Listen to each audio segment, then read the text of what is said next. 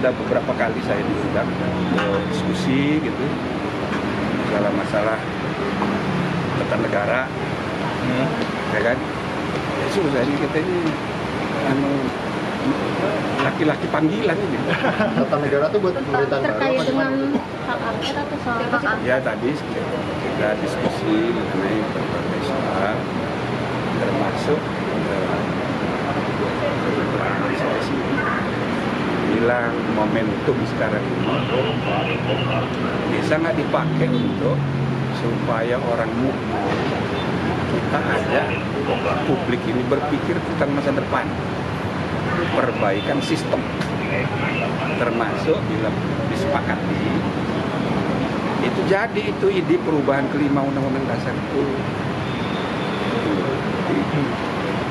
Banyak masalah ini yang terjadi sekarang. Produk konstitusi kita ini kan reformasi sudah 25 tahun.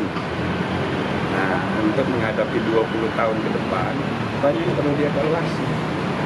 Termasuk misal ini ribut-ribut susah-susah ini kan gara-gara ya kan salah satunya ya threshold 20%. Ribut nyari capres ya. Padahal mestinya udah biarin aja, setiap partai punya hak untuk mencalonkan calon presidennya masing-masing. Nah, saya suka cerita itu kan waktu saya jadi pemantau Pilpres Rusia, jumlah calonnya itu ada 8, tapi Putin menang 76% karena dia sangat populer, tapi yang 7 nggak dihalangi.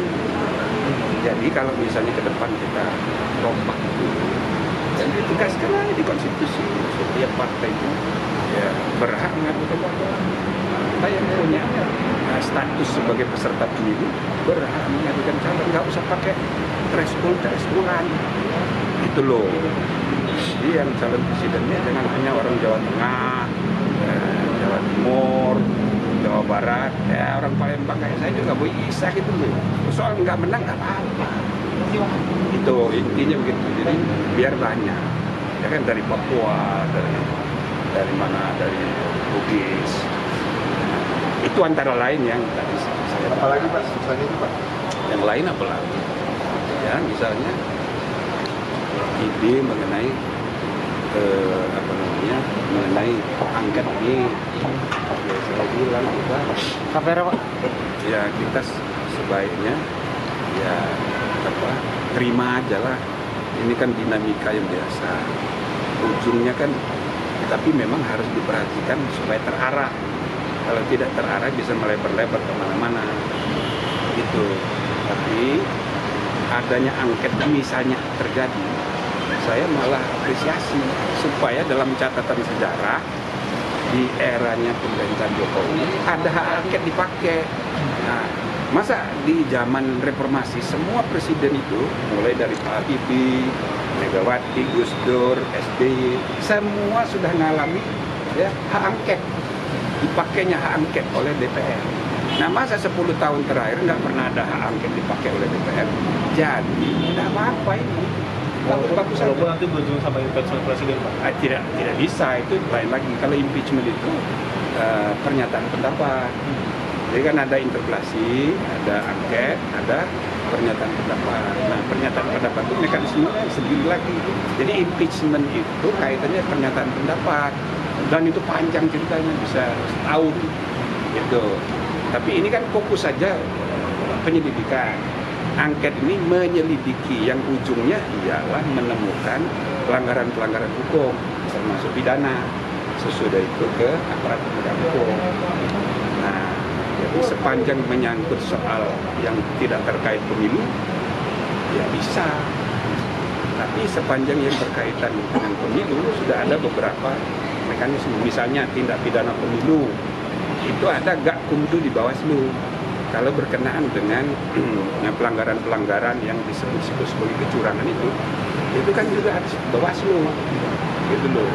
Kalau berkenaan dengan hasilnya nanti, hasil pemilu ini, berapa jumlah suara, siapa yang harus duduk di kursi, nah itu betul-betul objek perkara di MK. Jadi sudah ada mekanismenya. Tapi angketnya itu sebagai panitia untuk menyelidiki, ya nggak apa-apa. Misalnya nanti pemerintah dipanggil dengan panggilan paksa, datang, kan pemerintah bisa menjelaskan apa saja yang menjadi tanggung jawab pemerintah sepanjang pelaksanaan pemilu.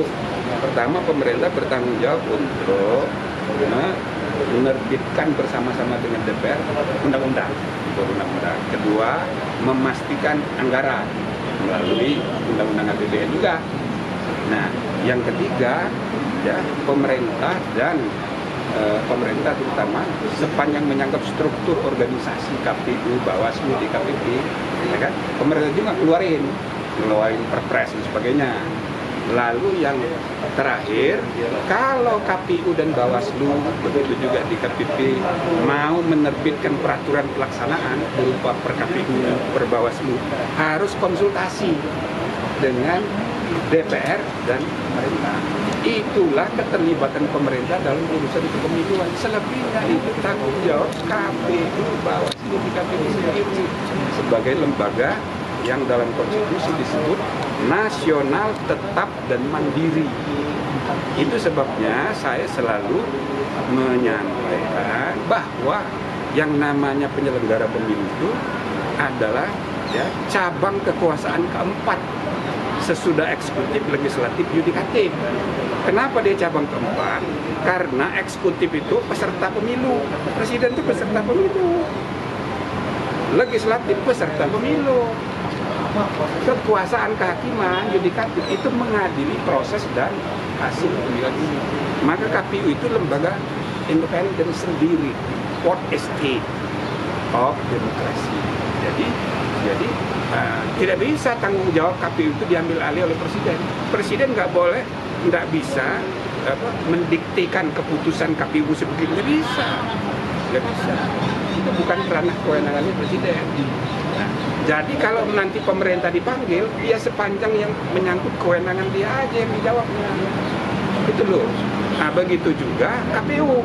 Kalau KPU dipanggil, KPU kan bisa menjelaskan ya apa yang jadi masalah. Nah, jadi itu nanti diterangkan oleh KPU sehingga kesimpulan dari penyelidikan itu dia bisa menemukan atau tidak menemukan masalah. Tapi saya rasa kalau sekedar untuk menemukan pelanggaran, banyak sekali. Nah, cuma masalahnya apakah ini TSM terstruktur, sistematis, ya kan? Masif. Kalau masif, iya. Besar kemungkinan ini masif. Tapi apakah dia sistematis dan terstruktur? Belum tentu. Ini sesuatu yang tidak mudah. Ya, tapi ini bukan berarti mau mengecilkan harapan ya, bukan. Tapi sekedar menjelaskan fenomena apa yang kejadian. Jadi kalau dibilang bahwa peradilan di MK itu tidak bisa diharapkan, jangan begitu juga. Sebab banyak juga ya ada yang sudah dimenangkan jadi kalah, yang dikalahkan jadi menang. Itu kewenangan MK. Cuma untuk Pilpres ini agak beda. Yang kejadian-kejadian yang banyak berubah itu adalah biasanya di tingkat kabupaten, paling tinggi provinsi. Gitu. Nah, yang pelanggaran-pelanggaran ini paling banyak waktu saya ketua DKPP 2015 yang lalu. Paling banyak itu di tingkat kecamatan. Lalu kejadiannya itu macam-macam. Mulai 2004 saja itu sudah terjadi yang namanya kecurangan, pelanggaran. Jadi setiap provinsi antar caleg dari DPD itu rebutan. Lalu yang dapat nomor 6 kemudian cari-cari bayar KPU. Itu banyak kejadian itu. Jadi antar caleg di internal provinsi DPD, begitu juga antar caleg internal partai, itu saling sikut-sikut, bayar sana, bayar sini. Banyak sekali kejadian. Artinya tidak terkait dengan satu partai saja atau satu kelompok tentunya. Ini terjadi di semua. Nah, apalagi sesudah 2009 diterapkannya sistem suara terbanyak sehingga nomor urut tidak menentukan lagi siapa yang dapat suara terbanyak. Jual beli suara, masya Allah. Maka ada kurang lebih selama 5 tahun saya pimpin di KPP itu kami menemukan 380 kasus 10% diantaranya kita pecat. Tapi kejadian paling banyak itu di kecamatan. Nah, gitu. Ya kan?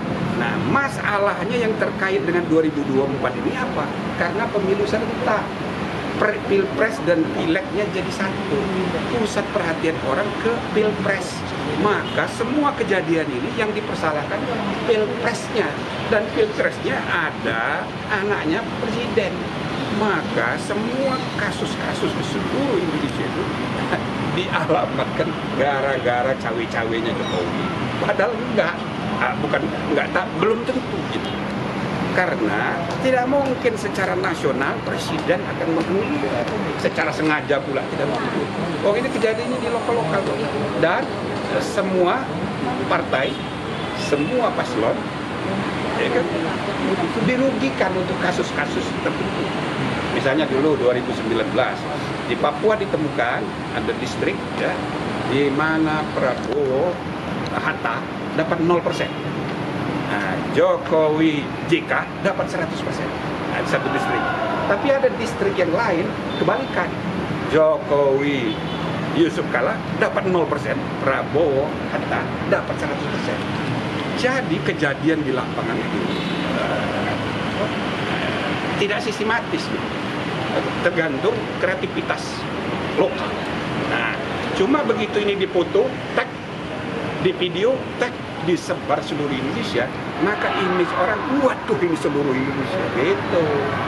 Jadi saya kalau dari pengalaman saya berpendapat masif ya, tapi sistematis susah. Saya rasa tidak. Kemudian terstruktur apalagi. Nah gitu. Nah cara menyelesaikannya gimana? Ya mengikuti proses yang sudah diatur aja. Ada MK, ada Bawaslu, ada yang ternyata Sekjen PKS bilang, wah kita lebih percaya angket daripada MK, karena ada pamannya. Nah, nggak bisa, paman ketua MK kan sudah berhenti sebagai ketua, dan salah satu putusan MK itu menegaskan meskipun dia masih anggota, dia tidak boleh dilibatkan dan melibatkan diri dalam perkara perselisihan hasil pilpres. Yang kedua, dalam perkara perselisihan hasil pemilu yang berkaitan dengan PSI, yang ketua umumnya adalah Puan Mulia. Itu satu.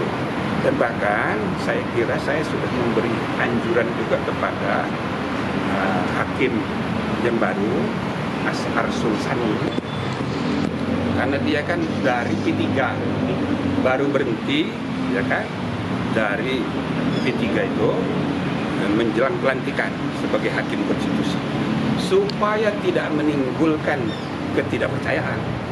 Maka saya anjurkan juga Pak Arsul Sani membuat pernyataan terbuka untuk tidak akan melibatkan diri atau dilibatkan dalam penanganan perkara pilpres dan pileg yang berkaitan dengan P3 yang berada di kubu 03.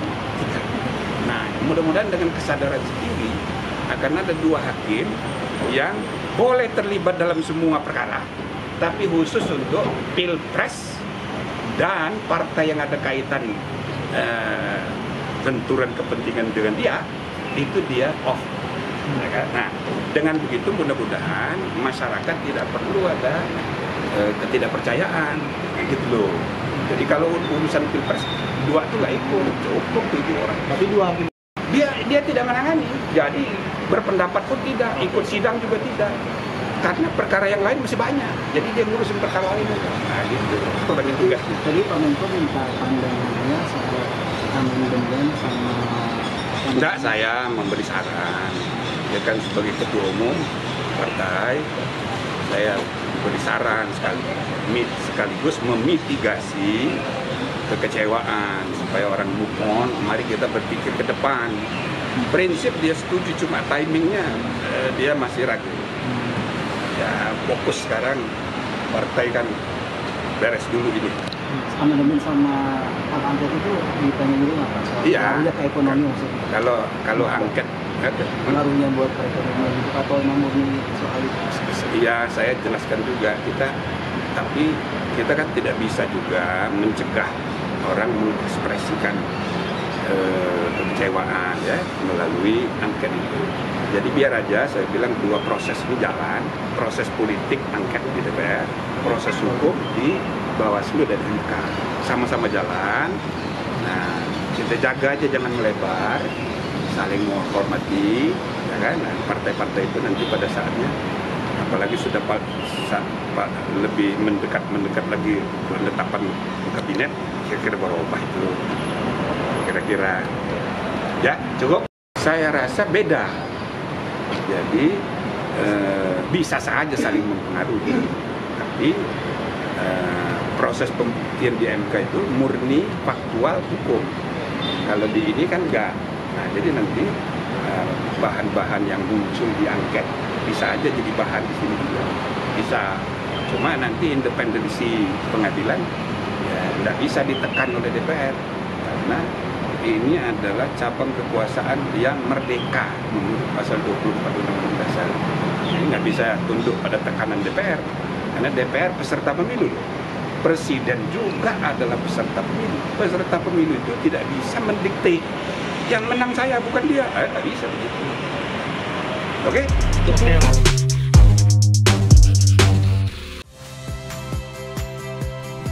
Saya Agin Fridianto. Saksikan terus program-program Kompas TV melalui siaran digital, pay TV, dan media streaming lain. Kompas TV, independen, terpercaya.